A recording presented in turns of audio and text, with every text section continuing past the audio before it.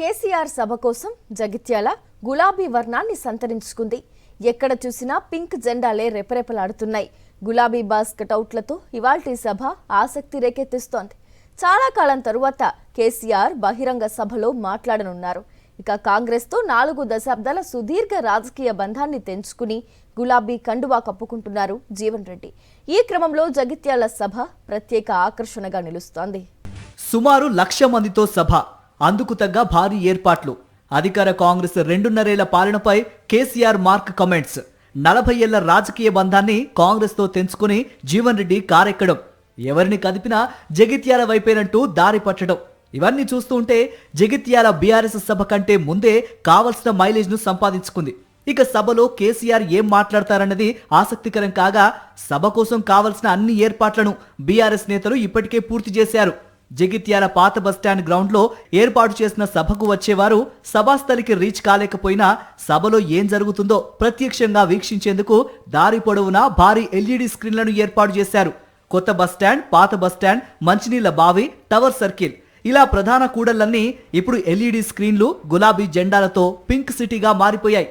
జగిత్యాల కోరుట్ల రోడ్డులో ఓ వంతెన వద్ద చేపట్టిన మరమ్మతుల పనులు బీఆర్ఎస్ సభ సమయంలోనే చేపట్టేసరికి గులాబీ నేతలు అధికారుల తీరుపై, ప్రభుత్వ పెద్దలపై అసహనం వ్యక్తం చేశారు.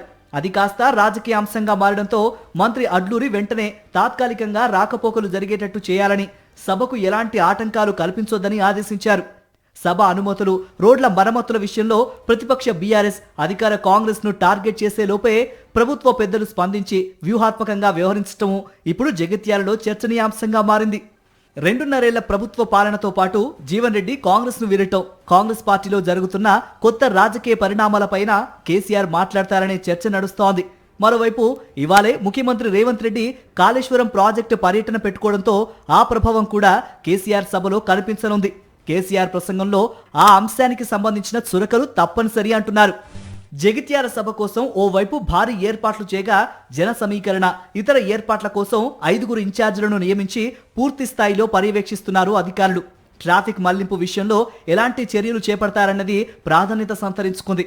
మరోవైపు జగిత్యాల జైత్ర యాత్ర పేరిట నాటి రైతు కూలీల సభ ఎంత సంచలనం రేపిందో, ఈసారి బీఆర్ఎస్ సభ కూడా అదే స్థాయిలో చరిత్ర సృష్టించేలా ఏర్పాట్లు పూర్తి చేశామంటున్నారు బీఆర్ఎస్ నేతలు. ఈ నేపథ్యంలో ఉమ్మడి కరీంనగర్ జిల్లాలో ఓవైపు సీఎం, మరోవైపు మాజీ సీఎం పర్యటనలతో ఇవాళ కరీంనగర్ డేగా మారబోతోంది.